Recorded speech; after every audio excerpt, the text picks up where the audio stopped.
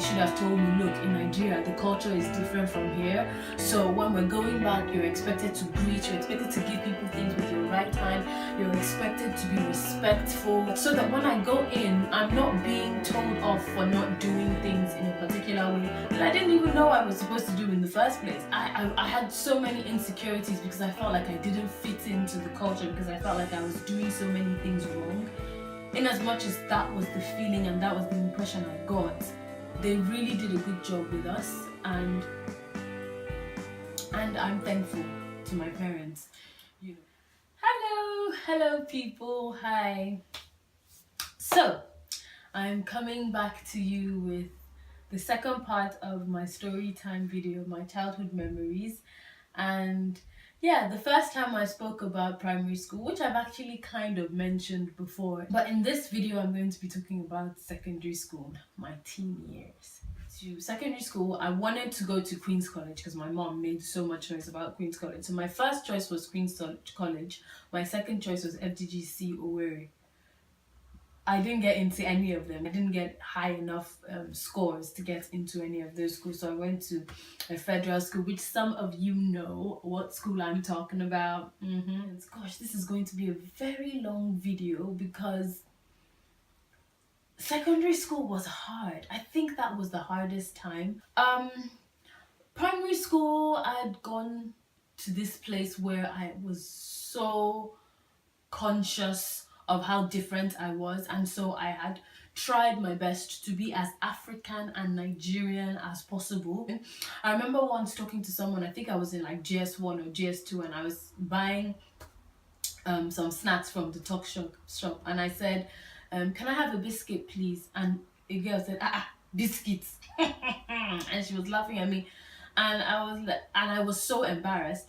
And so from that day, I never said biscuit again. It was always biscuit, puff puff, fish, buns. You know, I made sure that my pronunciations were very Nigerian because I was so insecure to be different. I was so, insecure to sound different. So yeah, secondary school, I used to wake up with a heavy heart. My parents put me in boarding school, and I always tell them that was the worst decision that they made. I hated boarding school. I hated it so much. Every Saturday, I didn't mind the weekdays because we had a schedule, so the weekdays weren't too bad, but the weekends were just horrible. I would wake up every single morning with a heavy heart until in my second year GSS2 I fell seriously ill, and one of the teachers that lived on campus wrote like a permission for me to go home. She filled like a permission slip for me to go home. She had put the date at the bottom, and so I cut out the date and I started using that same slip every day, every weekend to go home. And so for my GSS2, I was never at school on a weekend. I always went home, because I just couldn't do it. And my mom sometimes would bring me back to school the next day, Saturday morning, or sometimes even the same Friday, because she didn't understand why I couldn't be in boarding school. Everybody else is in boarding school. And I would tell her the things that were going on, how they would punish us for no reason, how it was just so hard. And she'll say, we do hard things in life. You have to get over it and you have to do it, but it was affecting my grades. It was affecting so many things. Like, I was just dying inside. I just couldn't handle it. And so one day my mom said, you know what, this girl is going to flunk school if we don't pull her out of boarding school. And so they pulled me out of boarding school. I became a day student, and things became a lot better with me in school. The only issue I had was that my dad said, I'm not going to drop you off every morning at school. My mom said, I can't drop you off, so you have to go with public transport. And the public transport system in Nigeria is harsh, to say the least. It's very harsh. I was taking bus. It was hard because the conductors were rude. Everybody was rude. Everybody was shouting at each other, insulting each other, and I wasn't used to this lifestyle. So what I used to do was, once I'd get on the bus that takes us to school, I used to look for anyone in my uniform in my year to sit with, just so I wouldn't get duped by anyone, just so I felt safe. I would make friends with people that were harder than me, that could speak the boss lingo. And speaking to them and making friends with them, would hear their stories, and I've always been amazed by people's stories, by their journeys, because I see how your path in life always leads you to different places, and it shapes your mindset, it shapes the way you behave, the way you think, and I've always been intrigued by people's stories. And so I would listen to them on the bus while they tell me about their families, and I just used to marvel at how we all look the same, but yet our upbringings are so different. And the funny thing is, I listened to people more than I spoke about myself. And this is how I became friendly with a lot of different people. I think in school I had like different cliques of friends. And I think till now I'm the same. I don't have a group of friends who are all friends. I have like friends in different areas. In fact, some of my friends can't even stand each other. But, I just like to, experience different people.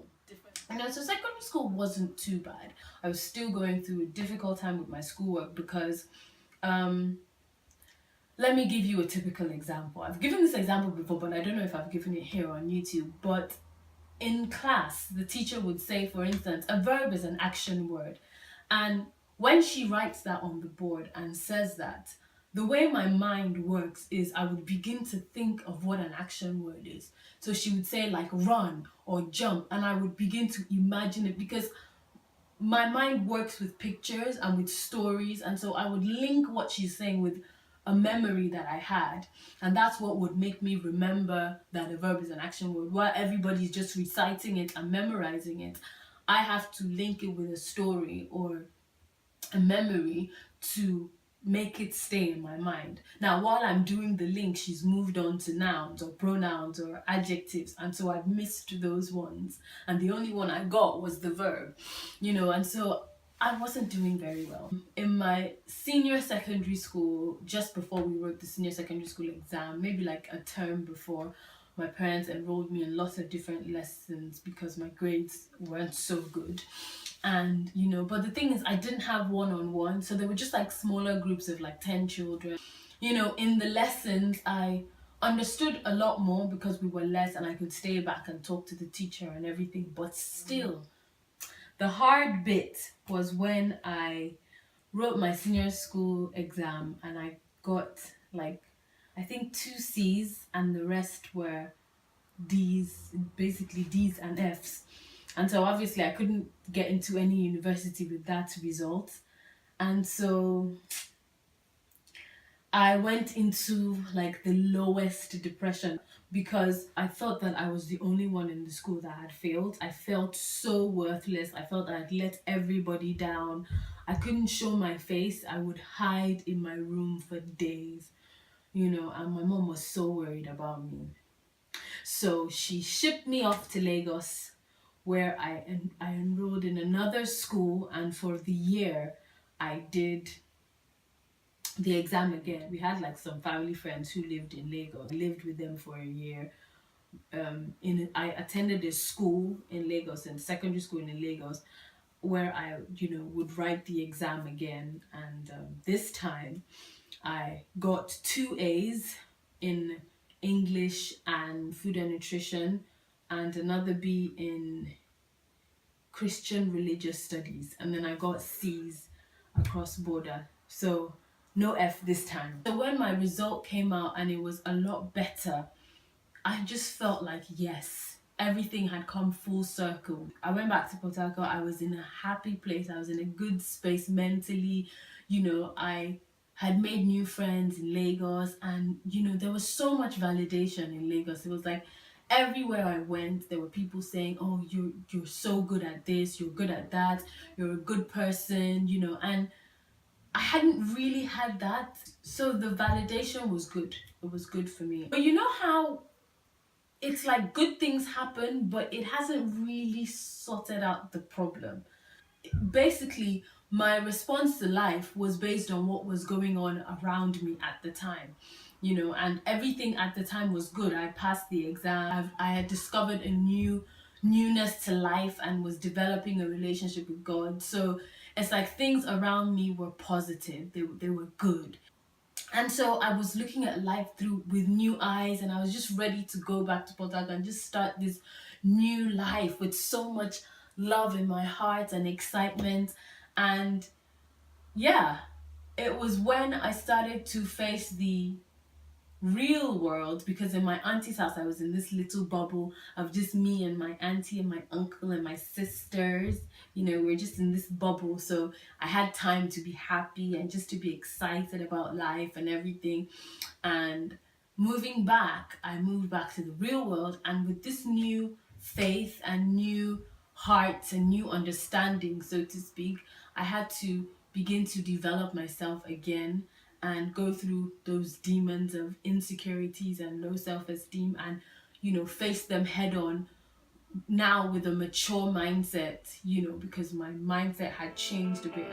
In my next video, I'll be telling you about university, about the journey to university, and how it kind of like shaped my mindset now. So yeah, I'll see you in my next video.